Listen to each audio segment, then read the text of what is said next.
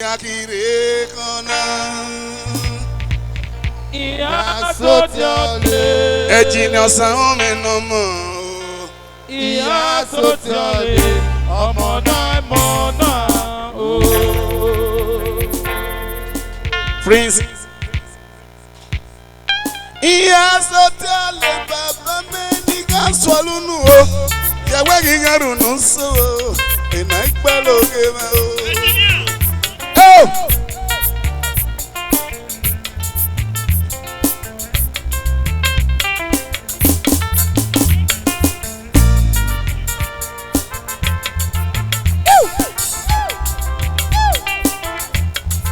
Obiame no mo, obiame ni me yatie, obia Freddy me, achieve me, Prince, omo no mo, keke yegbe ma buwe no.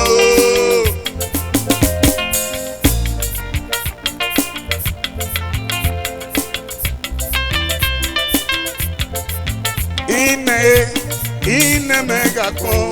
Ineme sega konge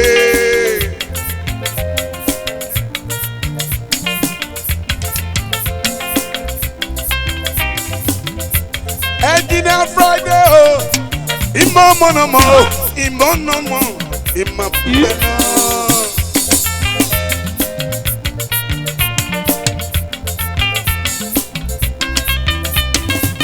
Ovio meno yakire kona Iya sotiole Omona oh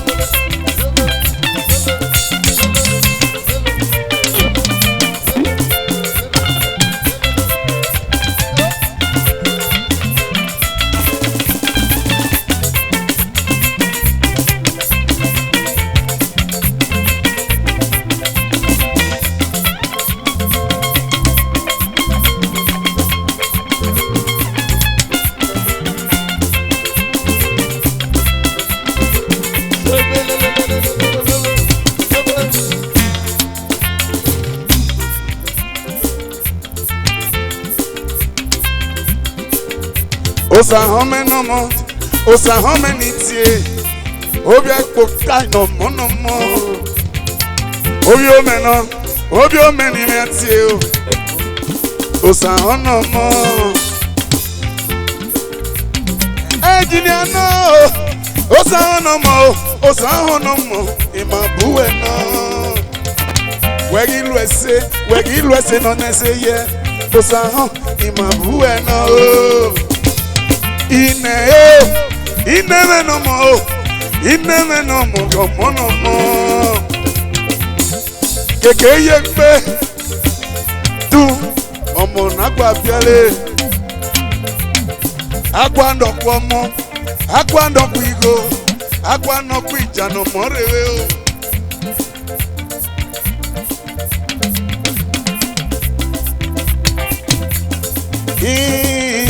Ineme gakon, ineme se gakon ge o.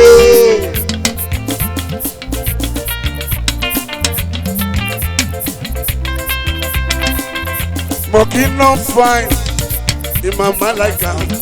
Omo na kwa biele odugere o. Moki no fine, mama like am o. Obi akwa me no mo ki ma buwe no. Obi ome ni atie. Oh, moki no fine. Ineme no more. Ineme gakpo. Ineme se gakpo ge.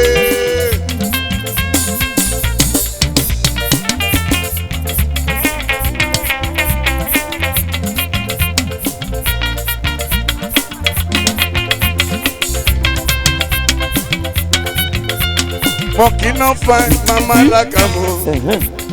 Imabuena. Oh, you aqua no guamo, aqua no moigogine. Aqua no guamo, aqua no quigo. Alahajime na bamegeo. Alahajime, abame no mo, abame no mo duiri. Abame dugero. Obi bremano mo, Imabuena. Ekwe no se, eku no momo. Oh, edobono do.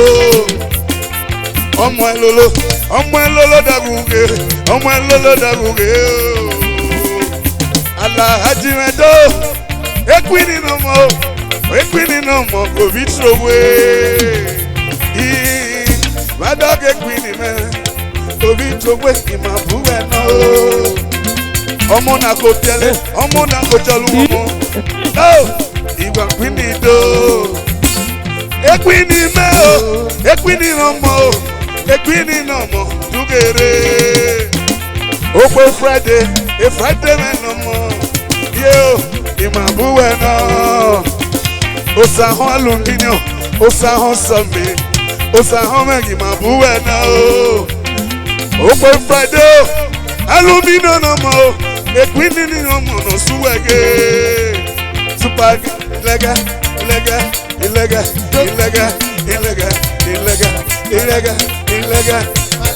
Obi etoro menu. Egbe fuwade sa aluminium. Ikwe hinamo. Oh! That my loving sister Queen. God bless you. Osahon aluminium. Oh yeah. Oh yeah.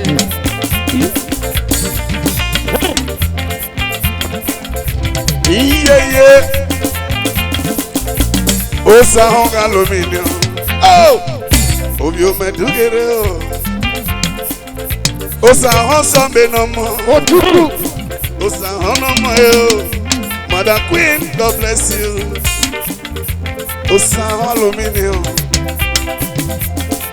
Obi agbota. Osahon no mo. Obi o me no mo dugelere o. Osahon Sunday, Osahon hotel. Tony. Ọmọ no mo. Ukina meme.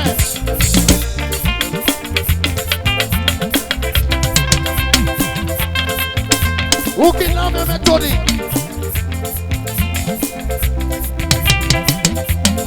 Ọmọ lo doguge, Osahon dugelere. Osahon Imabuena o. Ugekpe o, Osahon medugere. Origo kome, Osahon no mo. Wagi lwese no nese ye o. Osahon.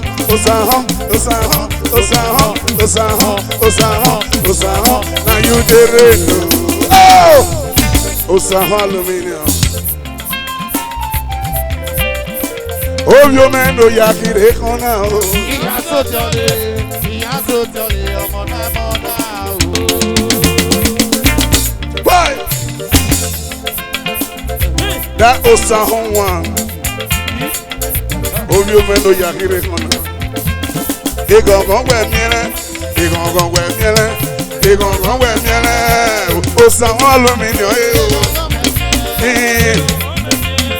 Igongon we miele. Osahon aluminium. Igongon we miele. Igongon Osahon miele. Osahon sọmi.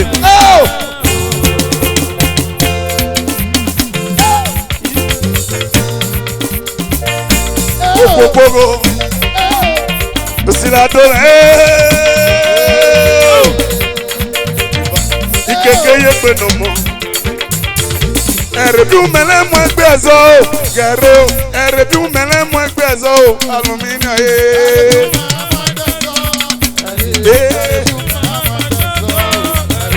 Aluminium ebi ori mo egbe ezo. Aluminium ori abi ori mo egbe ezo.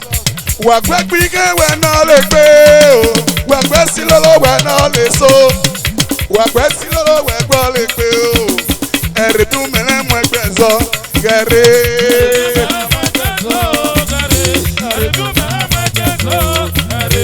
ẹ̀rẹ̀ bí ọmọ ẹ̀ mú ẹgbẹ́ sọ ọmọ ẹ̀ lọ́lọ́dọ̀gùn képe òsàwọn alumíní ọdún kéré o ọmọ ẹ̀ lọ́lọ́dọ̀gọ̀ mọ̀nàmọ́ ọmọ náà mọ̀ ọdún kéré o ẹ̀rẹ̀ bí ọmọ ẹ̀ mú ẹgbẹ́ sọ ẹ̀rẹ̀.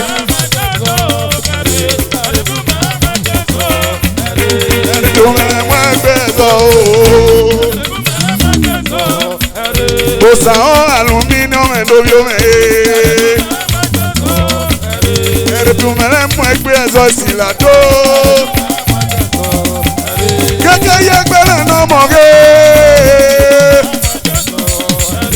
ẹ̀rẹ̀dùnmẹ̀rẹ̀ mú ẹgbẹ́ ẹ̀zọ́ òsàwọn ọmọ ẹ̀lòdọ́gò sàwọn alumíníọ̀ ẹ̀ o ọmọ ẹ̀lòdọ́gò képe òyìnbẹ́. Ẹlẹ́dùnmẹ̀rẹ̀ máa ń gbé ẹ̀dọ́ òkókó.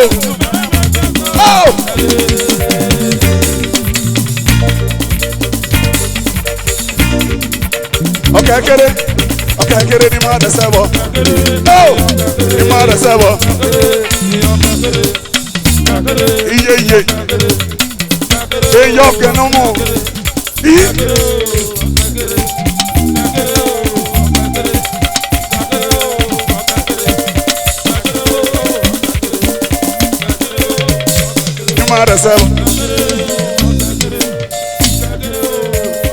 Òsàwọn alumíníọ̀ iye ní máa dẹ̀ sẹ́bọ̀ egungun mẹ̀mí ẹ̀rẹ̀ o ní máa dẹ̀ sẹ́bọ̀ o ní máa dẹ̀ sẹ́bọ̀ òsàwọn ẹ̀nà mọ̀ kékeré gbèrè ní tiẹ̀ òkòkòrò ní máa dẹ̀ sẹ́bọ̀.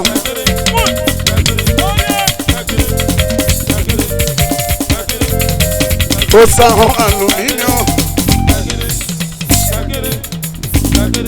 iná ẹ̀nà mọ̀ àrísí mẹ́nà òdòdó òbí mẹ́nà ọ̀nà mọ̀ iná ẹ̀nà mọ̀ àrísí mẹ́nà òdòdó òsàwọn mẹ́nà iná ẹ̀nà mọ̀ iye kékeré gbé Prince Harrison. Ojohan, obiame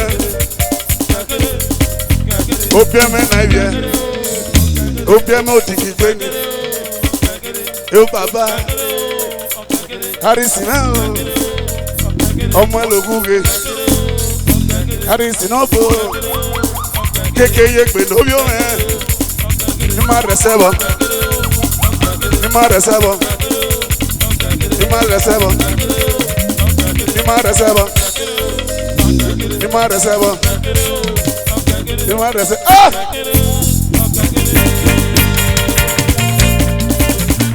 Ogogogo. Irete ibayete itago sahome. O sahome o sahome alumino boni re yegbo. Egongon we mi ara. Egungun wẹ̀ mìíràn, asẹ́mi wẹ̀ wẹ̀ mi ò ká sọ. Òsàwọn alumíníọ̀.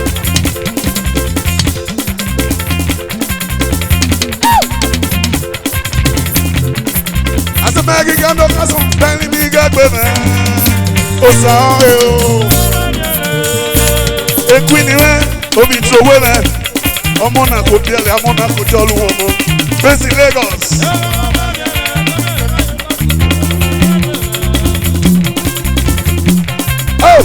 Oyo meno ya ire. Egogo memi ere. Ekwini re o. Iwo kakono mo. Akolo jenebo magaki no todo. Osa o.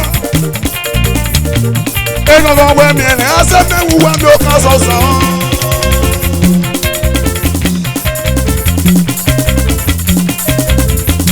Aseme wuwa mi o kan so. Meri mi gagbe we. Osa aluminium.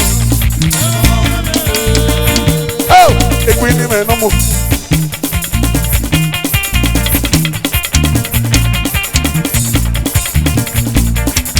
Òsàwọn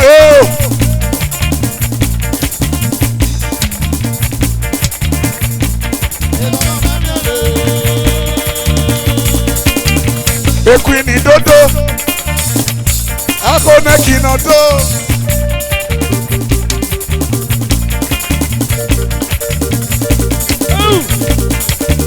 Osa aluminium.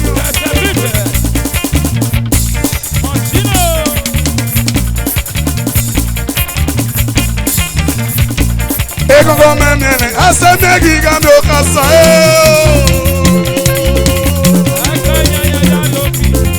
oh equini man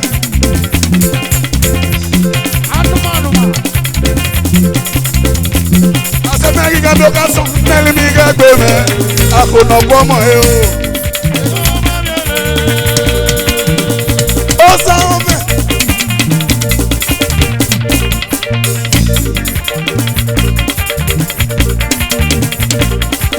ọmọ lologun ge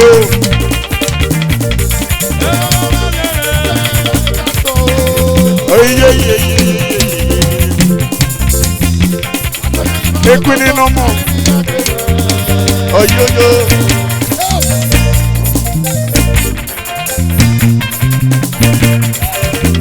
ekwini no si keke yegbe nomo better thing na money dey buy am. Keke yegbe nomo, keke gbeye nomo. Oh, okwe keke yegbe nomo. Okwe kiti nomo. Osan do. Okwe keke yegbe. Upo. Osan nomo. Okwe keke yegbe. Jodi. Uwe mama no we no maluna. Okwe keke yegbe. Igele.